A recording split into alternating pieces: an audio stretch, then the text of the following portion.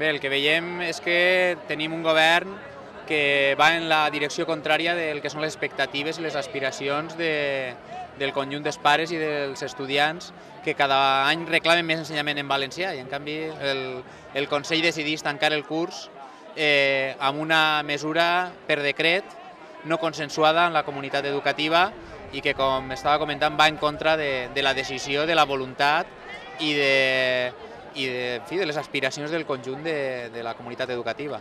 En què consisteix aquest decret? El decret va per un costat en la línia de retallar els programes d'incorporació progressiva, que són uns programes que el que fan és que d'una manera natural, d'una manera senzilla, els alumnes vagin tenint més ensenyament en valencià, comencen en castellà i van tenint més ensenyament en valencià al llarg del que és l'abans del curs. Ara el que es fa és retallar-lo al mínim a només 2 assignatures, de manera en el que això comportarà de retrocés en el que és l'aprenentatge de la llengua dels valencians. És un decret que modifica una llei que a més figura a l'Estatut. Això ho podem fer?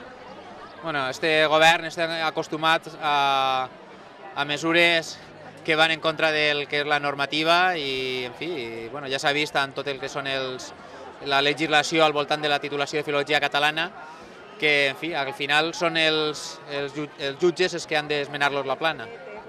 Podem esperar alguna mena de mobilització en contra d'aquesta situació del decret?